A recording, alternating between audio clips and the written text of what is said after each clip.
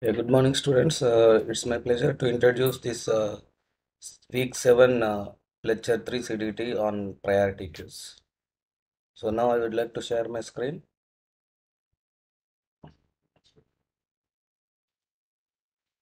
So hope my screen is visible to you.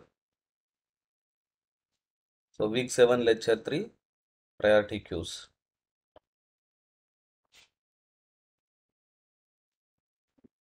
Summary of the previous CDT is that in the previous classroom discussion topic, we had a discussion on DQs, which is called as a doubly ended queue. So it is a type of queue in which insertions and deletions can be done from either end of the queue, and it does not follow this FIFO rule. And we have seen that there are two different variations of this DQs, input restricted DQ and output restricted DQ. In input restricted DQ, we have the restriction on insert operation. That means you can insert at the rear end, but deletion can be done from both the ends. Whereas in output restricted DQ, the restriction is on delete operation. That is, you can delete from the front end only, but the insertion can be done at either front end or rear end. So that is what we have seen, and we also discussed about the program part implementation of these operations. Now the today's CTT lecture objectives is that what is a priority queue and what are the different types of operations we can define on the priority queue that we are going to discuss. So the lecture outcome is that after completion of this session, students will able to implement the priority queue data structure using arrays. So what is a priority queue? So a priority queue is a data structure in which each element is assigned with a priority. So the priority of the element will be used to determine the order in which the elements are to be processed. So the general rules for processing the elements of a priority queue are: an element with higher priority is processed before an element with a lower priority. Suppose if two elements will have the same priority, then they are processed in a first come first served basis.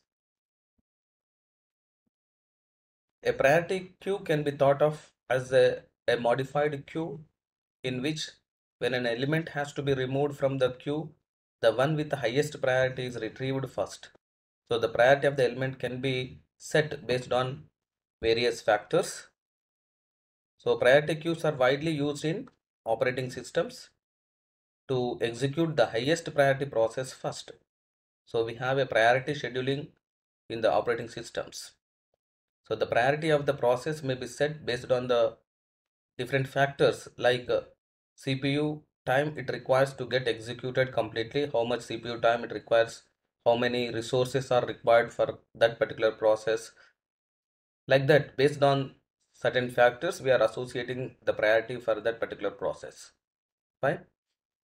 So now coming to this example, so here we are giving a simple example where the priority queue can be used here. If there are three processes, assume that where first process needs 5 nanoseconds to complete, second process needs 4 nanoseconds to complete, and the third process needs 7 nanoseconds to complete.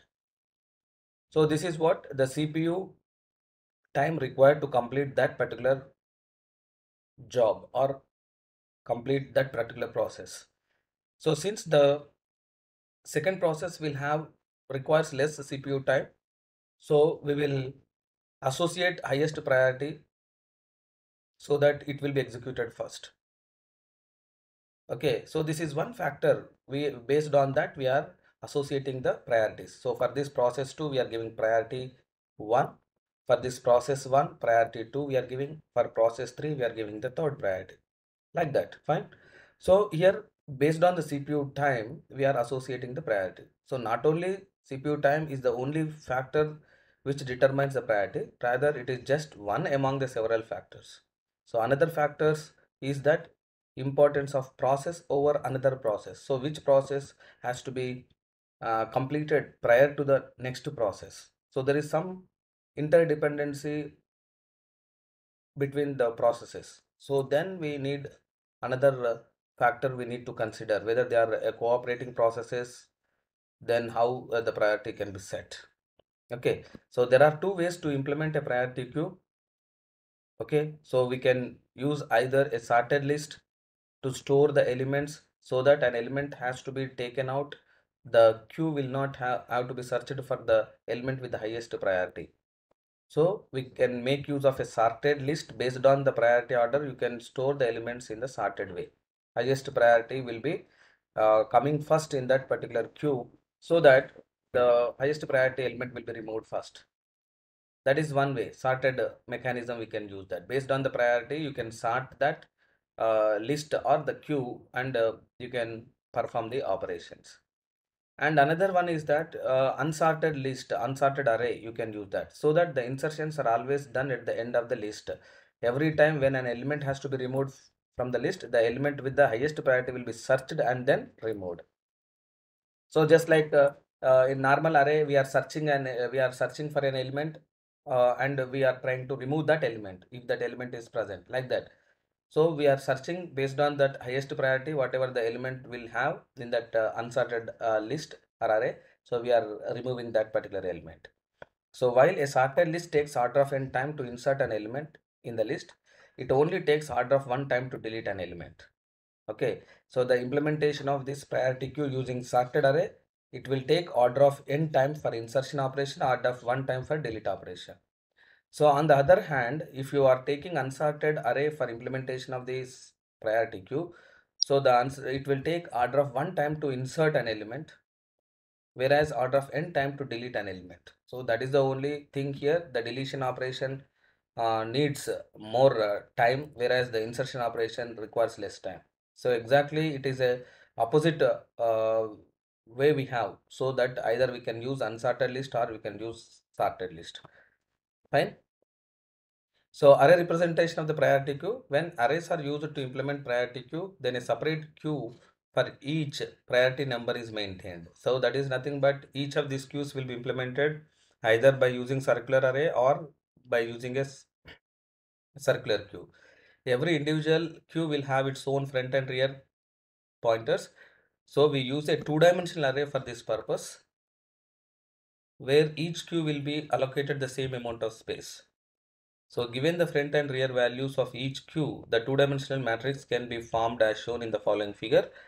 So front of K and rear of K contains the front and rear values of row K, and where K is the priority number. So based on that priority we are associating here. You see here, this is what the implementation basically. So we are taking a two-dimensional array, so that it is keeping track of front and rear for each uh, array here. So this is what the insertion and deletion operation here.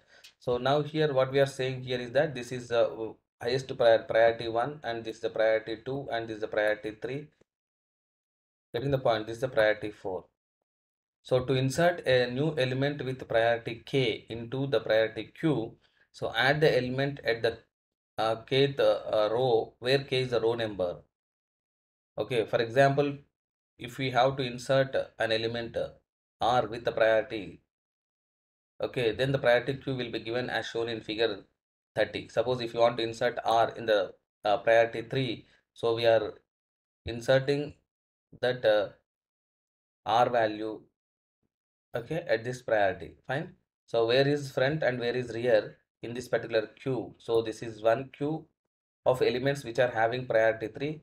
This is another queue of elements which are having priority 2, and this is another queue of elements which is having priority 1. So like that, these are multiple queues which are organized in a two-dimensional array. Every row gives you one particular queue having that particular priority, so that in that particular queue, respect to front and respect to rear, front and rear will be stored in this particular another two-dimensional array basically. So this front and rear, if you take it as front is equal to 3, here rear is equal to 3. So that means here in this first queue, front and rear at only same position, only one element is there. So in the second queue, here we have 1 and 3, means front is at 1 and rear is at 3. So this is what we are saying that. So here we are assuming that the always indexes are starting from 1 instead of 0. Fine. So these are the insert and delete operations. How we are doing that, you can simply see that. So whenever you want to insert an element, suppose for example, if you want to delete an element A, so we can delete this element so that we will go to this priority number 1. So first row we will go to that, and where this front rear front will be there. So front and rear will be at third location. Since it is not equal to null, front of k is not equal to null, then we can able to remove that. Fine. So this is how we can implement or represent this priority queue, and the array representation of the priority queue, and these are the operations, insert and delete operations we can do or we can implement. So this is a reflection spot. So what are the two ways of implementation of the priority queue? So one is by making use of a sorted array, or another one is by making use of a unsorted array. Fine. So if you are not able to answer that question, please watch the video from the beginning. So after completion of the session, the students will be able to develop the code for implementation of the priority queue data structure using arrays. So summary of the session is that in this particular CDT, we had a discussion on the priority queue. A priority queue is a data structure where every element is associated with some priority. Based on that priority only, we can process the elements. Okay. So based on we certain rules, we are associating the priority for every element. So the lowest priority element will be processed processed after the highest priority element is processed. So if equal priority elements enter into the queue, based on the first come first serve, we will process those elements. Fine. So this is the lecture level practice problem. Identify the applications of priority queues in a real-time environment. So in this particular CDT itself, we had discussed one real-time application, that is nothing but the operating systems. In the operating systems process scheduling, we are making use of a priority queue. Based on priority scheduling, you can implement that. Fine. So these are further readings. You can refer this particular textbook as well as reference books for referring to this particular content to get more clarity on this particular topic. Fine. So thank you one and all.